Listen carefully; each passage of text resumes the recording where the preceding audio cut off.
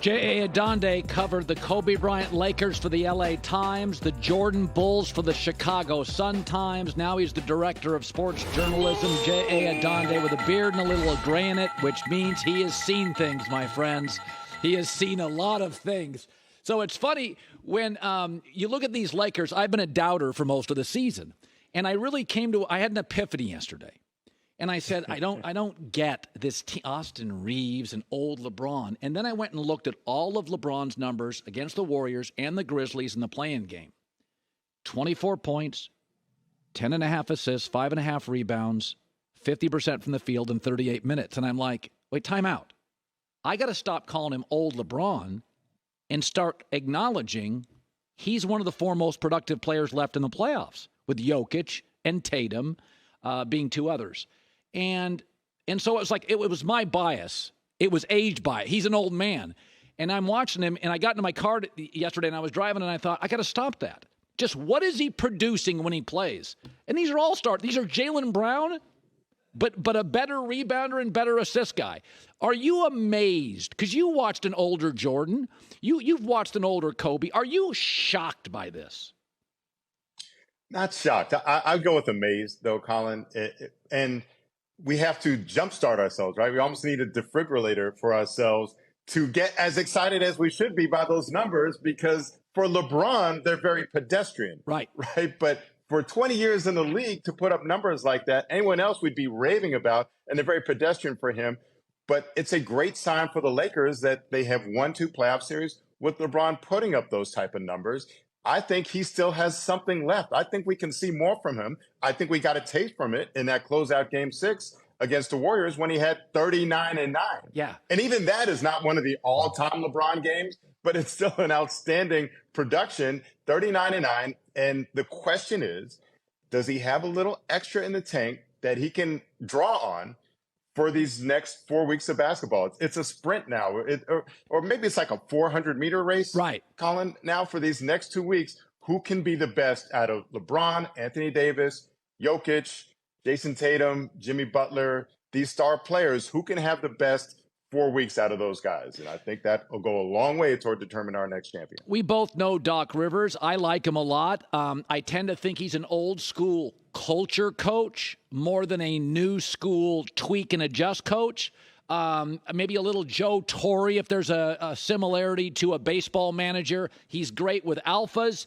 He kind of cleaned the Clippers up, never made them great. Cleaned the Sixers Ben Simmons stuff up, never made them great. What do you make of what's happened in Philadelphia? Do you have to start over? I think you do. And as we've seen, it's easier to change the coach than it is to change the key players on the roster. That's what cost Budenholzer in Milwaukee. It's what cost Monty Williams in Phoenix.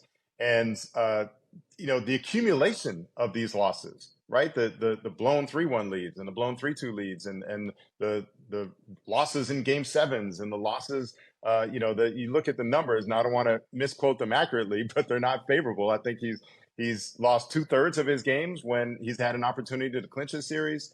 Hasn't advanced past the second round since 2012. Those are the statistics I'm comfortable saying live on TV and being sure that they're accurate. So where do you go from there? And Daryl Morey is not the general manager that brought him in. It makes it a lot easier to escort him out. I said this, and I firmly believe it. Every Celtic fan woke up yesterday morning with the same thought, which is, if Tatum delivers, we're good.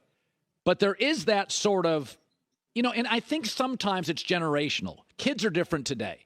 Michael Jordan, what he was lauded for, punching a teammate. If you say that, people go, he cared about winning, right?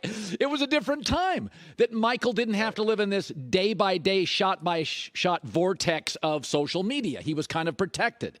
And that the things that... On a critical difference, we didn't see the video. That's right. That's the difference in this era. Everything is on video. We saw the video, which I think where you're heading with this, the Draymond Green punch, right? Yeah. We saw that video. So it's interesting. I think a lot of current players have more Tatum in them. They're thoughtful. They want to share the ball. Maybe LeBron introduced this era where LeBron in high school scored like 27 a game as a junior and 28 as a senior. He could have scored 50. But LeBron loves sharing it. And Tatum's not MJ. He's not punching teammates. He's not relentless.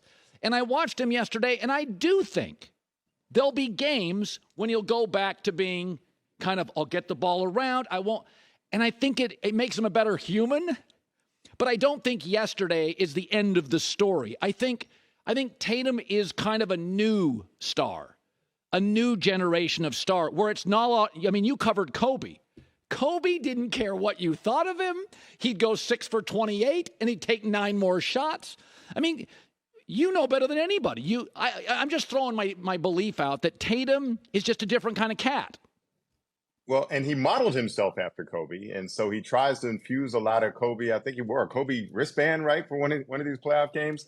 But he came up in the social media era, which Kobe did not. Michael Jordan certainly did not. And so this sensitivity, this instant blowback that you're getting from millions of people now that can directly communicate with you instantly is different. And so I think that does infuse the way some of these guys play. But what I love about Tatum, I love that game 6 where he was awful. And he still wanted the ball. Yeah. He still wanted to take those shots, and he delivered. And that was a microcosm of what I love about the NBA playoffs. Usually they give you an opportunity to redeem yourself over the course of the series or maybe even the course of your career. But in this case, in this game, he redeemed himself. I've never seen someone go from that awful for about 44 minutes of the game to that clutch when it mattered the most. Yeah. And then he just rode that all the way through that game 7 and delivered, you could argue statistically, the best game 7 performance we've ever seen. Steph Curry's mark didn't even last another round of the playoffs before Tatum eclipsed it with that 51-point performance. So the Grizzlies and Ja Morant. So I said last night on a podcast, and I said it today, I'm not saying he's not responsible. But there are times that the NBA has seen college basketball as the enemy. And in fact, I would argue being on a college campus, having a life beyond basketball, a real schedule, being hard coached, that this is a failure not just of Ja, but of Nike, of the NBA, a parental, of the Grizzlies, that we foist these young 19-year-olds into fame and fortune, the girls, the money, the pressure, and we're shocked that some of them unravel. And I'm not saying pro football players don't, but you come in at 23, you can be cut tomorrow. It is much, it's less pandering. And I feel like too often the NBA uses these young stars as an ATM. And so everybody gets paid. And it's like, let's worry about the guy and the human, not just he can sell shoes and stuff. And I feel like, I know it's his fault. I know he's responsible. But I'm going to be, I'm going to say, I think there's a lot of guilty people on this. Am I wrong, or does it come down to Ja? It has to come down to him first and foremost, right? I do think there was sort of disservice done to him by everyone involved, in that they brought him right back after he missed 8 games, right? And the notion that when he went away, I said, you know what, just punt this season and forget about it. This season's over, and you're not going anywhere this season, especially with Ja out and with Steven Adams hurt. The other injuries they had, Brandon Clark. This season is a wash.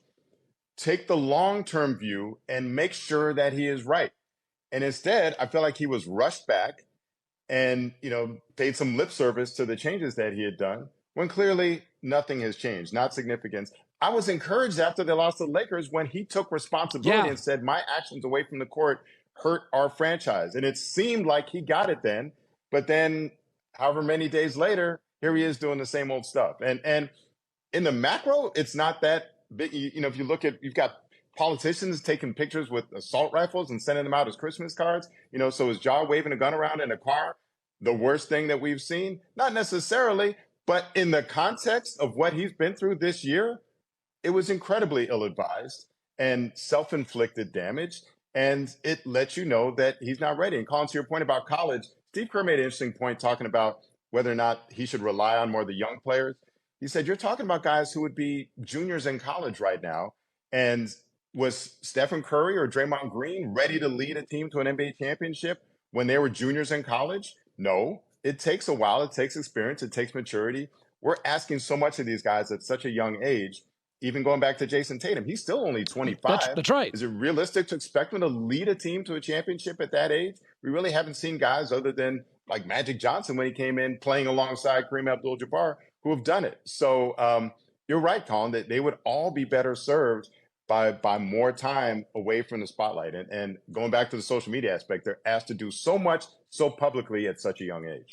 J.A. Adonde, Director of Sports Journalism. What a career. Covered MJ. You've had a Jack and Kobe. I mean, I covered those Warriors, clip. I got to see all LeBron's finals. I got to cover those in person too. So I've been very, very fortunate. You have. Especially when it comes to the NBA. Director of Sports Journalism, Northwestern, Medill School of Journalism. Noteworthy because I would not be able to get into that even now. J.A. Adonde, it's great seeing you, my man. I could pull some strings for you, Colin, if you apply these days. Great to see you. Hope to catch up with you in Chicago this summer. All right. I'll be there, and I will call. Hi, everybody. Thanks for watching. Subscribe here to get the latest from the show. Also, be sure to check out more of the best clips from The Herd or go watch a few segments from other shows on FS1.